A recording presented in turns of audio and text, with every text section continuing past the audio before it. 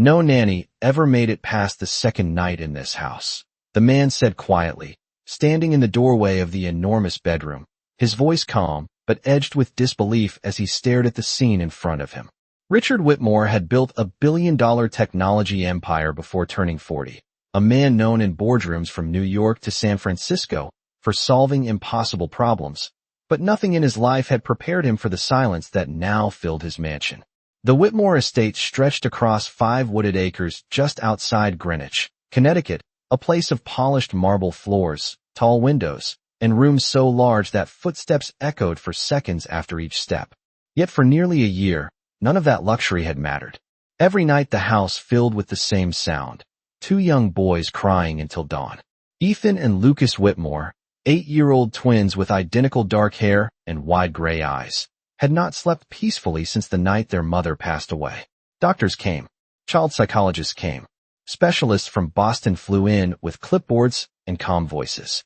Nannies were hired, some with glowing recommendations and degrees in early childhood education, but one by one they all left the same way, quietly packing their bags after another sleepless night, whispering apologies to the staff before disappearing down the long driveway. By Richard's count, 16 different caregivers had tried and failed. Some lasted 2 days. A few barely survived the first night. So when the agency sent someone new that afternoon, Richard hadn't expected anything different.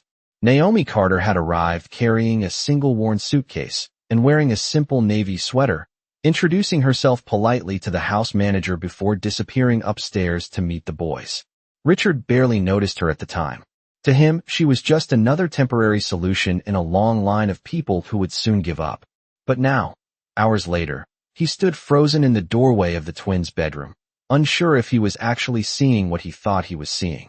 The room glowed softly under the warm light of a small bedside lamp, casting gentle shadows across the pale blue walls decorated with framed drawings and toy airplanes suspended from the ceiling by thin strings. And there on the floor, resting against the side of the bed, Naomi Carter sat with her back against the mattress, her eyes closed as if she had drifted into a quiet sleep. One twin lay curled on her left shoulder, the other stretched across her lap, their small hands gripping the fabric of the blanket she had wrapped around them. The impossible part was not the position or the fact that she had somehow ended up sitting on the floor of a billionaire's bedroom. The impossible part was the silence. For the first time in months, Ethan and Lucas Whitmore were sleeping. No restless movement. No frightened whispers. Just slow, steady breathing rising and falling in perfect rhythm with the quiet hum of the house's climate system. Richard stepped 1 foot into the room, the polished wood floor cool beneath his shoes, half expecting the boys to wake the moment he moved. But they didn't stir. Naomi didn't move either, her face calm, one arm resting gently across the twins as if protecting them from something unseen. Richard Whitmore, a man who had negotiated million-dollar contracts without hesitation and commanded entire companies with a single decision, suddenly felt something unfamiliar tighten in his chest as he stared at the scene before him and realized that the one person he had barely noticed that afternoon had somehow done the one thing no one else in this house had been able to do. Richard Whitmore remained in the doorway for several long seconds, barely breathing as he studied the quiet scene before him, trying to understand how a house that had echoed with restless cries every single night for nearly 11 months could suddenly feel as calm as a Sunday morning. The twins had once been lively children, the kind who raced through the long hallways of the mansion with toy airplanes and endless questions. But everything had changed the night their mother, Claire Whitmore, passed away after a long illness that had kept the family moving between hospitals and home care visits for almost a year. Richard had buried himself in work during that time, convinced that keeping his company stable and his employees secure was the best way to protect his family. But the truth was that he had never learned how to face quiet grief, especially the kind that lived in the eyes of 2 small boys who suddenly could not understand why their mother was no longer there to tuck them in. At first, the sleepless nights seemed temporary, the kind of adjustment every child eventually worked through, but as the weeks turned into months, the situation became something else entirely. Ethan would wake first, usually just after midnight, whispering for his mother as though she might answer from the hallway, and Lucas would follow minutes later, the two brothers clinging to each other as if the darkness of the room carried memories they could not explain. Nannies were hired quickly after the funeral because Richard believed structure and routine would restore order to the house, but the carefully organized schedules never survived the nights. Some caregivers tried reading stories for hours. Others attempted strict bedtime rules or reward systems. One specialist even brought soft white noise machines and dim amber lights designed to encourage deeper sleep. Nothing worked. By 2 or 3 in the morning, the boys would be sitting upright in their beds again, eyes wide and exhausted, calling out for someone who could not return. Eventually, the caregivers would come downstairs the next day with tired expressions and quiet apologies, explaining that the position was simply more than they had expected. Richard never blamed them. He simply contacted the agency and asked for another recommendation. That was how Naomi Carter had arrived earlier that afternoon, stepping out of a modest rideshare car at the front gate while autumn winds stirred the tall oak trees lining the driveway. The house manager, a patient woman named Margaret Doyle who had worked for the Whitmore family for almost 20 years, had greeted Naomi with a polite handshake before guiding her through the wide entry hall with its polished staircase and framed photographs of the twins at younger ages. Naomi had listened quietly while Margaret explained the routine of the house, the meal schedule, the location of the laundry room and playroom, and the sensitive nature of the boys' nighttime struggles. Unlike many previous caregivers, Naomi had not responded with long explanations of her qualifications or professional methods. She simply nodded gently and said that she understood children who were hurting even when they could not find the words to explain it. Margaret remembered that answer later, because at the time it sounded so simple that it almost felt incomplete. Yet hours later, standing in the bedroom doorway beside Richard, Margaret slowly exhaled and whispered something she had not said in nearly a year. "They are sleeping." Richard nodded faintly, still staring at the twins, curled peacefully against Naomi as if the moment might disappear if anyone spoke too loudly. The air in the room felt warmer than usual, carrying the faint scent of chamomile tea from a mug resting on the nightstand. And somewhere in the quiet house, a grandfather clock ticked steadily toward midnight, while Richard Whitmore realized that the woman he had barely noticed earlier that day might be the first person who had truly seen what his sons needed.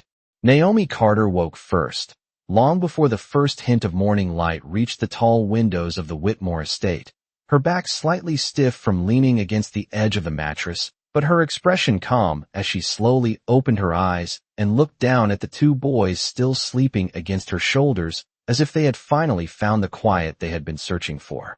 Ethan rested against her left side with one hand lightly curled around the sleeve of her sweater, while Lucas lay across her lap, clutching the soft blue blanket she had given him earlier in the night, when the room had still been filled with anxious whispers and restless movement.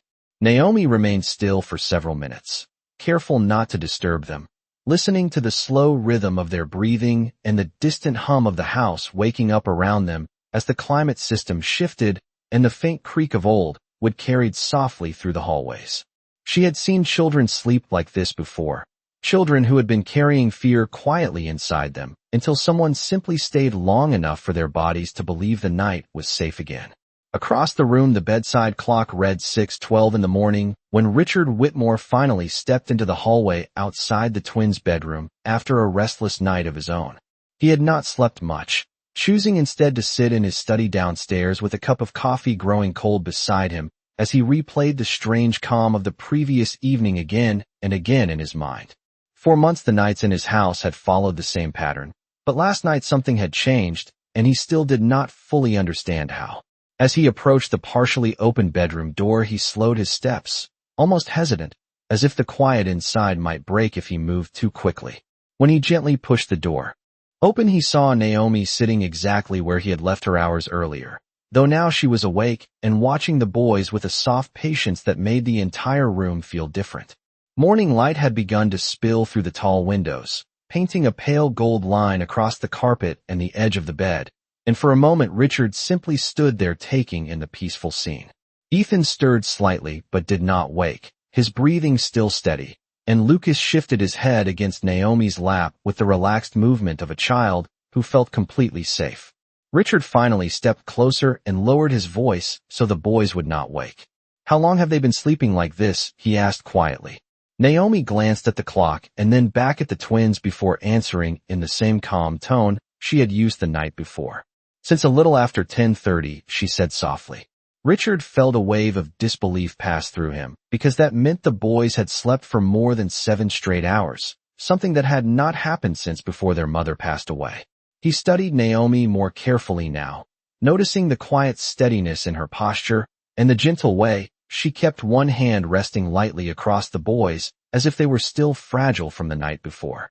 Most people tried to fix things right away, he said after a moment, his voice thoughtful. Specialists, routines, instructions. Naomi gave a small understanding smile without moving the boys. Children who are grieving do not always need fixing, she replied quietly. Sometimes they just need someone who stays long enough for them to feel safe again. Richard Whitmore looked down at his sons sleeping peacefully, and for the first time in many months, he began to wonder if the answer he had been searching for was never complicated at all. The rest of the morning unfolded in a way that felt unfamiliar to the Whitmore house, almost as if the mansion itself had paused to observe the quiet change that had begun the night before. Sunlight slowly filled the wide hallways, reflecting softly against the polished marble floor and the tall glass panels overlooking the backyard gardens, while the usual tension that hovered over the household each morning seemed noticeably absent. Margaret Doyle was already in the kitchen preparing breakfast when she heard small footsteps coming down the staircase, and when she looked up she froze in surprise because Ethan and Lucas were walking side by side, still wearing their soft gray pajamas but looking calmer than she had seen them in nearly a year. Naomi followed a few steps behind them, moving at an easy pace as if she had always been part of the house, while Richard Whitmore stood quietly at the top of the staircase watching the scene with a thoughtful expression he had not shown in months. The twins reached the kitchen table and climbed into their usual chairs, glancing around the room with curious eyes as if the morning felt different to them as well. Margaret placed 2 plates of warm pancakes in front of them and could not help smiling when Ethan whispered a polite thank you, a simple moment that felt unexpectedly important after so many mornings of exhaustion and frustration. Naomi sat at the far end of the table with a cup of tea, not interrupting the boys, but simply remaining present, answering their occasional questions with calm patience while they slowly finished their breakfast. Richard eventually joined them, setting his tablet and phone aside in a way that surprised even himself, because normally the first hour of his day was filled with business updates and market reports from New York and California. Instead, he watched his sons carefully, noticing the small changes in their behavior that others might have overlooked. Lucas asked Naomi if she knew any more songs like the one she had hummed the night before, and Ethan quietly asked if she could stay in the room again when it was time for bed later that evening. Naomi answered both questions gently, explaining that they could learn as many songs as they liked, and that she would always stay nearby as long as they needed someone there. The conversation was simple, almost ordinary, yet Richard could feel something shifting in the atmosphere of the room. For months, he had approached his son's struggles as problems that needed immediate solutions, but now he began to notice how naturally Naomi responded to them without rushing or forcing anything. After breakfast, the twins wandered into the living room with a set of wooden train tracks, something they had not shown interest in for weeks, and Naomi followed them quietly while Margaret cleared the dishes with a thoughtful glance toward Richard. He remained seated for a moment longer before standing and walking toward the large window overlooking the back lawn, where autumn leaves moved gently across the grass. The house no longer felt like a place filled with tension and unanswered questions. Instead, there was a growing sense of calm that seemed to move slowly through each room like warm sunlight spreading across the floor. Richard knew it had only been one night and one morning, but for the first time since Claire Whitmore passed away, he felt something he had not allowed himself to feel before. A cautious sense of hope that perhaps his sons were beginning to find their way back to the peaceful childhood they once knew. The quiet rhythm that had settled over the Whitmore house continued through the afternoon. Yet beneath the calm, there were still moments that reminded everyone how fragile the boys' progress truly was. After lunch, Ethan and Lucas played on the large rug in the living room with their wooden train tracks, while Naomi sat nearby, repairing a loose wheel on one of the toy cars with a small screwdriver Margaret had found in the utility drawer. The boys spoke more than usual that day, asking Naomi simple questions about where she had grown up and whether she knew how to draw airplanes, and she answered them patiently, while encouraging them to keep building their train route across the rug. For several hours the house felt almost normal again, the kind of quiet family afternoon that had once been common before illness and grief had changed everything.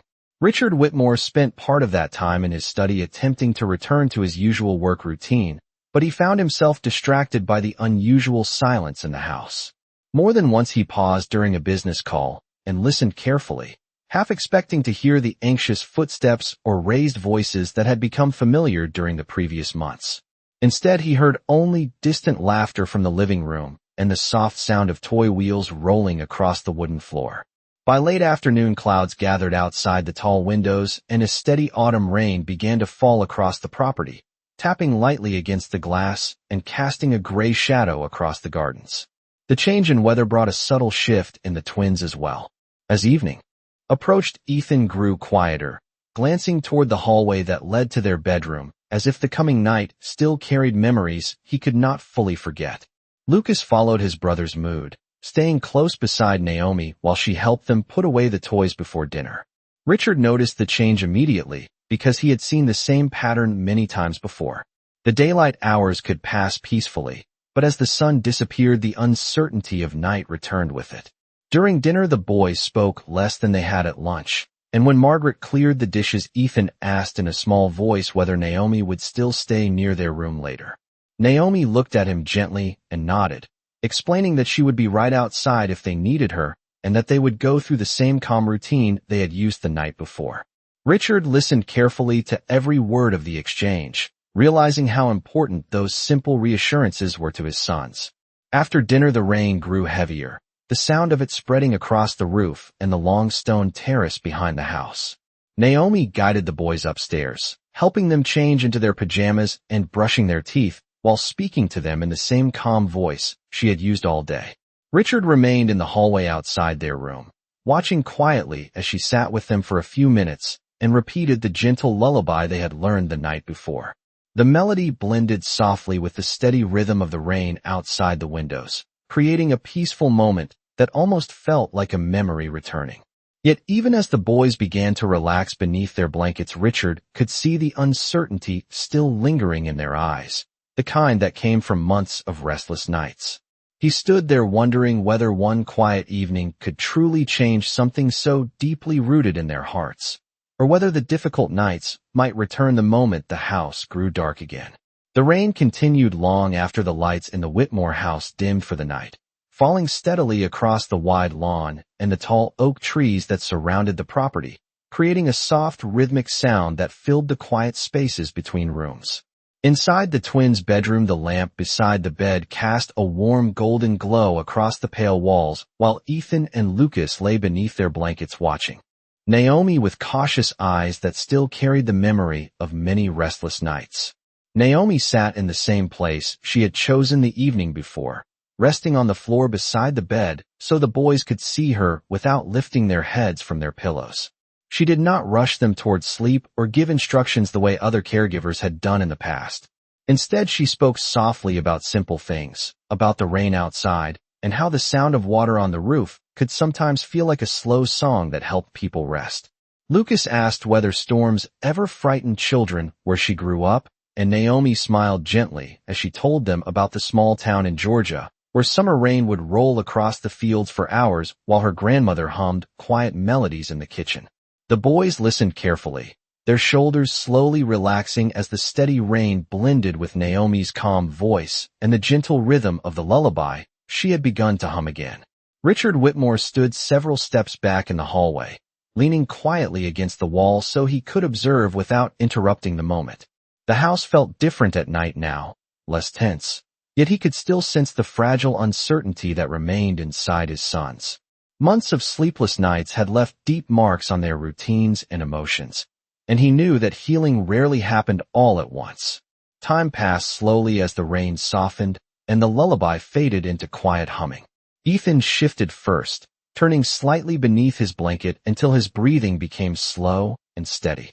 Lucas followed not long after, his hand still resting lightly on the edge of the blanket Naomi had tucked around him earlier. Naomi remained where she was, patient and still, giving the boys the time they needed to drift naturally into sleep without sudden silence or change. The minutes stretched into nearly an hour before the room finally settled into complete calm, the kind of peaceful stillness that had been absent from the Whitmore house for almost a year. Richard felt something loosen inside his chest as he watched the two small figures resting quietly beneath the soft light of the bedside lamp. He stepped forward quietly and lowered his voice so softly that only Naomi could hear him. "They are asleep again," he said, almost as if he was speaking the words to himself. Naomi nodded without looking away from the boys, her expression calm and thoughtful as she listened to the slow rhythm of their breathing. "Sometimes children carry the night inside them," she said gently. "When someone stays long enough, the night slowly learns it is safe to leave." Richard stood beside the doorway for several moments after that, listening to the rain fade into distant droplets along the roof, while the peaceful silence of the room settled around him like something precious he had almost forgotten existed. For the second night in a row, the Whitmore house rested in quiet. And in that still moment, Richard Whitmore realized that the greatest change inside his home had come not from complicated solutions or professional strategies, but from the simple patience of someone who chose to stay. Morning arrived gently over the Whitmore estate, the gray clouds from the night before drifting slowly away, while pale sunlight filtered through the tall windows that lined the upper hallway. For the third time in 2 days, Ethan and Lucas woke without the sudden fear that had once followed them out of sleep. Their room felt quiet and warm, the kind of calm that children notice even before they understand it. Naomi Carter was still sitting in the chair beside the bed where she had remained through most of the night, a light blanket around her shoulders and a small book resting in her lap.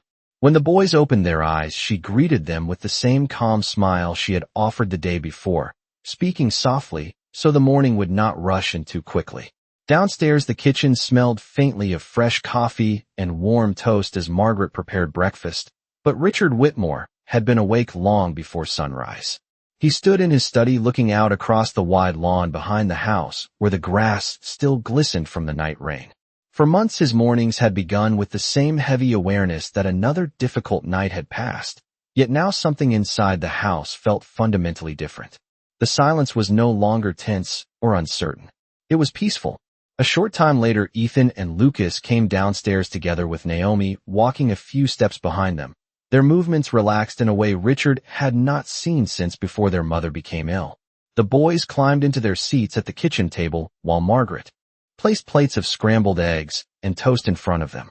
As they began eating, Lucas looked up at Naomi with quiet curiosity and asked whether she had always known how to help children fall asleep. Naomi paused for a moment before answering, her expression thoughtful as she set down her cup of tea. She explained that many years earlier she had worked at a small community center in Atlanta that supported families whose children had gone through difficult experiences. Some had lost loved ones. Others had lived through storms or accidents that left them frightened of the night. She had learned then that children rarely needed complicated instructions or strict routines to heal.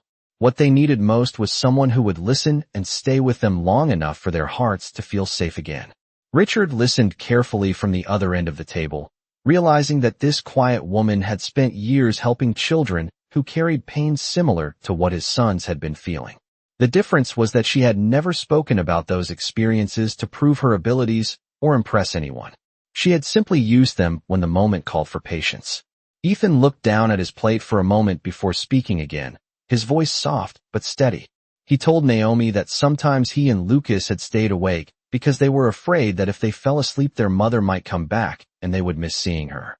The words hung gently in the air above the table, not dramatic or loud, but filled with the simple honesty that children carry when they finally feel safe enough to explain their fears. Naomi leaned forward slightly and answered in a voice that carried quiet reassurance. She told them that their mother would always remain part of their lives, not only in memories, but in the love that still existed inside their home. Sometimes, she said, the best way to remember someone was not by staying awake through the night, but by resting peacefully and carrying their kindness into the next day. Richard Whitmore sat silently for several seconds after hearing those words, the realization settling slowly inside him that Naomi Carter had understood something about his sons that months of professional consultations had never uncovered. She had recognized that their sleepless nights were not a problem to solve, but a feeling that needed to be heard. And in that quiet kitchen on an ordinary morning, Richard finally understood why the impossible calm had begun the moment she chose to stay beside them. That afternoon, the Whitmore house carried a different kind of energy, not the heavy silence that had filled the halls for months, but a quiet warmth that seemed to follow the twins wherever they went. Ethan and Lucas spent most of the day in the sunlit living room building an elaborate city from wooden blocks and toy trains, while Naomi Carter sat nearby with a small notebook in her hands, occasionally sketching simple pictures that the boys asked her to add to their imaginary town. Outside the tall windows, the sky had cleared completely after the previous night's rain, and the wide lawn behind the mansion glowed under the pale gold light of early autumn. Richard Whitmore moved through the house more slowly than usual that day, noticing small details he had not paid attention to in a long time. The sound of his sons laughing softly as they argued about where to place a toy bridge. The gentle way Naomi encouraged them to solve the disagreement themselves rather than stepping in with instructions. The calm patience that seemed to fill every moment she spent with them. Late in the afternoon, Richard found Naomi in the kitchen pouring warm milk into 2 small mugs while the twins waited at the table. For a moment, he watched quietly from the doorway before speaking. He told her that he had spent nearly a year trying to repair what grief had done to his family, hiring specialists and changing routines, yet none of it had brought the kind of peace that had returned in only a few days since she arrived. Naomi listened without interrupting, setting the mugs carefully in front of Ethan and Lucas before answering. She explained that children do not always understand complicated explanations about loss, but they understand presence. When someone remains steady beside them long enough, their fear begins to loosen its grip. Richard nodded slowly as he absorbed the meaning of her words. For the first time since Claire Whitmore passed away, he realized that he had spent most of the past year trying to outrun his own grief by filling every moment with work and solutions. In doing so, he had forgotten the simplest truth his sons needed. They needed him to stay with them through the quiet moments as well. That evening when bedtime arrived, the routine unfolded naturally. Naomi guided the twins upstairs while Richard followed behind instead of returning to his study. The boys changed into their pajamas and climbed into bed with the same calm anticipation they had begun to trust. Naomi began humming the familiar lullaby, but this time Richard sat quietly on the floor near the bed as well, listening to the melody and the steady breathing of his sons. Ethan reached one small hand toward him beneath the blanket, and Richard gently held it while the room grew still. Naomi glanced at him briefly, her expression calm but understanding, as if she had always known this moment would arrive. Minutes passed while the boys drifted toward sleep, their faces peaceful in the soft light of the bedside lamp. Richard realized then that the change in his house had never been about finding the perfect caregiver or the correct routine. It had been about learning how to share the quiet space of healing together. When the twins finally fell asleep, Naomi rose quietly from her chair and moved toward the door, but Richard stopped her softly in the hallway. His voice carried a sincerity that surprised even himself when he thanked her not only for helping his sons rest, but for reminding him how to be present for them again. Naomi simply nodded, her gentle smile reflecting the warm light from the hallway as the Whitmore house settled once more into the peaceful silence that had slowly returned. Several days later, the Whitmore estate no longer felt like a house holding its breath. The long hallways that once carried the echo of anxious footsteps now carried the quiet rhythm of ordinary life returning, one gentle moment at a time. Morning sunlight moved slowly across the tall windows as Ethan and Lucas raced each other down the staircase, their laughter bouncing softly against the marble floor while Margaret Doyle watched with a smile she had not worn in nearly a year. Naomi Carter followed behind them at a calm pace, holding a small stack of picture books the boys had chosen from the library upstairs, and Richard Whitmore stood near the bottom of the staircase observing the scene with a quiet sense of gratitude that he had once believed might never return to his home. For weeks now the nights had remained peaceful. The twins still asked Naomi to sit nearby while they fell asleep, and sometimes Richard joined them on the floor beside the bed while the familiar lullaby filled the room with its gentle melody. The routine had become simple and steady, not forced or complicated, just a shared moment of calm that allowed the boys to rest without fear. On a cool Saturday morning, the family gathered in the backyard where the wide lawn stretched toward a line of tall oak trees glowing with early autumn color.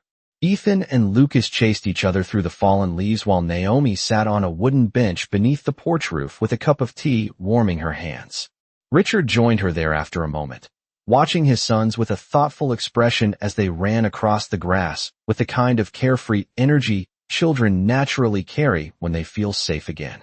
He spoke quietly, telling Naomi that the house had once felt like a place frozen in grief, yet now it felt as if light had returned to every room.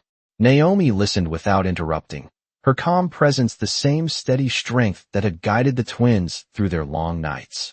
She reminded him gently that healing rarely happens through one single moment, but through many small ones that slowly build trust again.